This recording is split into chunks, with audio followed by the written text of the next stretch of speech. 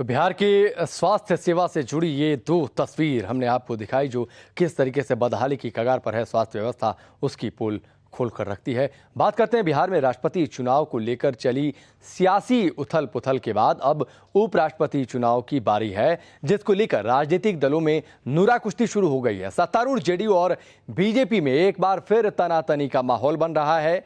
वहीं कांग्रेस एक बार फिर नीतीश कुमार से समर्थन की उम्मीद बांध रही है। बिहार के मुख्यमंत्री नीतीश कुमार लीग से हटकर कुछ कर गुजरने में यकीन रखते हैं। शायद इसीलिए उन्होंने राष्ट्रपति चुनाव में बीजेपी की पुरानी दोस्ती से ज्यादा यूपीए उम्मीदवार प्रणब मुखर्जी को दिए समर्थन को तरजीह दी। अब राष्ट्रपति चुनाव को लेकर सियासी जोड़ तोड़ का सिलसिला थमने के बाद उपराष्ट्रपति चुनाव को लेकर सरगर्मी बढ़ने लगी है। लिहाजा नीतीश कुमार ने एक बार फिर सर्वसम्मति से ही उपराष्ट्रपति पद का उम्मीदवार चुने जाने का राग अलापना शुरू कर दिया है। एनडीए के घटक दलों के साथ और अन्य दलों के साथ बातचीत करके इसके बारे में कोई फैसला लिया जाए, इसकी पहल करेंगे। अभी हम लोगों का फैसला यही है, इसके बारे में कोई निर्णय नहीं लिया गया। राष्ट्रपति चुनाव के बाद अब उपराष्ट्रपति को लेकर नीतीश कुमार के निकले बोल ने कांग्रेस की बाछी खिला दी है। पटना में एक कार्यक्रम में शिरकत करने आए केंद्रीय मंत्री सलमान खुर्शीद का दिया बयान कुछ इसी ओर इशारा कर गया। जो आज सहयोग कर रहा है देश हित में, पार्टी के हित में नहीं, देश हित में जो सहयोग कर रहा है वो एक सकारात्मक उसने एक दिशा ली है। उस दिशा पे और आगे बढ़े तो अच्छा होगा। मैं ये मानता हूँ कि आपस में चर्चा होती है और सही दिशा में हम लोग सब चलें तो उसमें कोई हर्ज नहीं। उपराष्ट्रपति चुनाव पर नीतीश के आगाज और सलमान के अंदाज से लगभग साफ है कि रायसीना की रेस के बाद दूसरी दौड़ में भी जेडीयू यूपीए के ट्रैक पर नजर आएगा। नीतीश के बयान से चौकस बीजेपी ने अपने पत्ते तो फिलहाल नहीं खोले हैं, लेकिन संकेत जरूर दे दिए हैं कि रायसीना रेस के मुकाबले इस दौड़ की तैयारी उसकी काफी हद तक पुख्ता है। पता नहीं, हम लोग तो किया, हम लोग को जो कहता है कि ये कम्युनल है तो फलाना है चिराना है, तो हम लोग तो इतना बड़ा पद के लिए कर दिए, पूरा नॉन हिंदूज को कर दिए। कम्युनल पर होने वाली सियासी किचकिच से बचने के लिए बीजेपी ने तगड़ा दांव मारा है, जिसका असर कितना होता है ये उपराष्ट्रपति चुनाव के नजदीक आती तारीखों के साथ साफ होती जाएगी। वैसे इतना तय है कि एनडीए के सहयोगियों को अब अपना रुख जरा सोच समझकर जाहिर करना होगा। दूध का जला मट्ठा भी फूंक कर पीता है।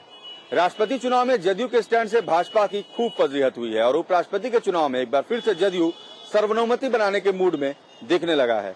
ऐसे में पहले ही भाजपा खुद से ही कम्युनल और सेकुलर का राग अलापने लगी है, यानी भाजपा पहले से फ्रंट फुट पर है और एनडीए के घटक दलों के लिए ये मुश्किल भरा जंग साबित होगा। कैमरामैन विकी के साथ रजनीश सिन्हा, महुआ न्यूज, पटना। तो अब नजरें टिकी होंगी कि उपराष्ट्रपति के चुनाव के लिए क्या कुछ स्टैंड रहता है एनडीए के घटक दलों का, खासतौर पर जेडीयू का।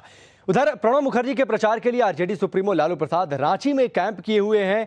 लालू ने आरजेडी और कांग्रेस के नेताओं के साथ मुलाकात की और उन्होंने कहा कि अभी भी वक्त है, सभी पार्टियों को एकजुट होकर प्रणब दा का समर्थन करना चाहिए। एलजेपी सुप्रीमो रामविलास पासवान भी प्रणब दा के प्रचार के सिलसिले में रांची में हैं।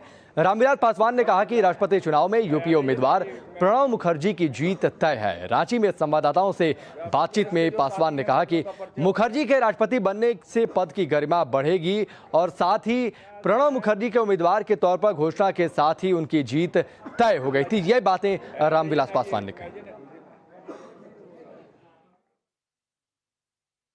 चलिए, इसी के साथ यहां पर वक्त हो गया ब्रेक का, लेकिन उसके बाद भी महुआ न्यूज पर खबरों का सिलसिला जारी है।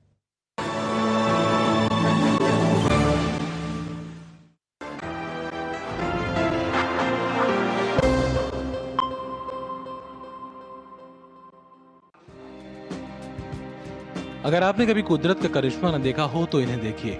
ये है मृणाल यादव। मृणाल की आप बीती किसी चमत्कारिक दास्तान से कम नहीं है। चाकू का ये टुकड़ा देखिए, ये टुकड़ा निकाला गया है मृणाल की पीठ से। आप हैरान होंगे लेकिन ये सच है। एक्सरे देखिए, कैसे चाकू का टुकड़ा रीढ़ की हड्डी को चीरता हुआ नसों के बीच फंसा है। इससे पहले कि हम आपको दिखाएं कि कैसे मृणाल को नई जिंदगी मिली, आपको दिखाते हैं वो जख्म जिसके साथ इन्होंने 29 साल बिता दिए।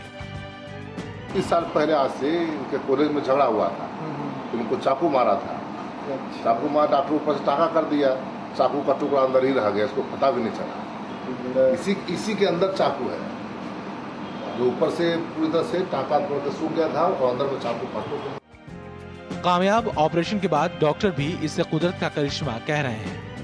इसके शरीर में करीब 29 साल से ये चाकू का टुकड़ा पड़ा हुआ था और स्पाइनल कोड को पूरी तरह से फाड़ के अंदर घुस के उसको दबाए हुए था। वो धीरे धीरे मरीज चलने से लाचार हो गया और ये बिल्कुल अपाहिज हो गया।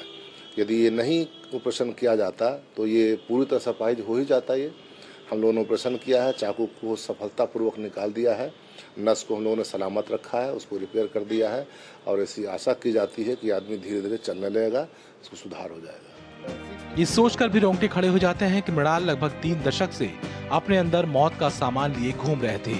हादसा कैसे हुआ ये भी जानना चाह रहे होंगे आप, तो सुनिए मृणाल की ही जुबानी। यह घटना 83 की है, जब मैं सेकेंड ईयर में पढ़ता था और उसी टाइम में जो है कॉलेज में कुछ लड़ाई झगड़ा चलता था।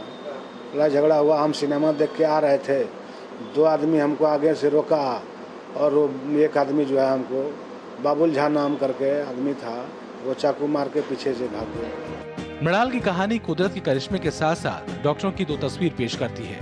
एक तस्वीर उन डॉक्टरों की जिन्होंने मृणाल को नई जिंदगी दी और एक वो तस्वीर जो बहुत ही घिनौनी है, जिसने मृणाल को 29 साल तक दर्द के साथ रहने को मजबूर किया, जिसकी वजह से मृणाल धीरे धीरे मौत की ओर बढ़ रहा था।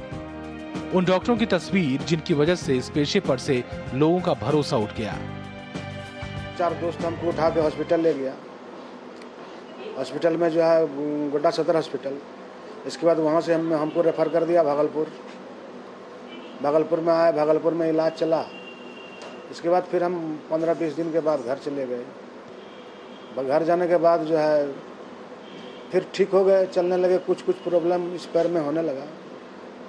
इसके बाद जब मैंने 28-29 साल होने चला तो दोनों पैर अब कमजोर हो गया। अब चलने में हमको काफ़ी परेशानी होने लगी। डॉक्टर को दिखाएं, हाँ आसनसोल दिखाएं, कालीडंगा बर्धमान फिजियोथेरेपी गए, वहाँ भी दिखाए। कोई डॉक्टर ही कहते हैं कि नस कट गया है, फिजियोथेरेपी में बोले कि नस कट गया, तो वो नस का कटने का इलाज करने लगे। फिर बोले कि नहीं आप पैरालिसिस की ओर जा रहे हैं। तो यही सब दवा करते करते 2-3 साल मेरा गुजर गया। हैरानी होती है ये जानकर कि दर्जन भर डॉक्टरों से मृणाल ने इलाज करवाया।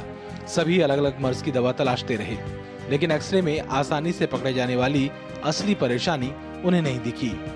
यहाँ डॉक्टरों की नियत और काबिलियत पर भी सवाल उठते हैं। वो तो श्याम जैसे कुछ डॉक्टर हैं जिन्होंने धरती पर भगवान कहे जाने वाले डॉक्टरों की लाज बचा रखी है, वरना झोला छाप और स्वार्थी डॉक्टरों ने तो उसकी जान लेने में कोई कसर नहीं छोड़ी थी। कई घंटों तक चले मशक्कत के बाद डॉक्टरों ने मृणाल का सफलतापूर्वक ऑपरेशन कर मृणाल को नई जिंदगी प्रदान की। लेकिन 29 साल पहले डॉक्टरों की लापरवाही की वजह से मृणाल को 29 साल का जो कष्ट झेलना पड़ा, क्या उसके लिए जिम्मेदार डॉक्टरों पर कार्रवाई की जाएगी? कैमरामैन राजेश के साथ आनंद अमृतराज, महुआ न्यूज, पटना।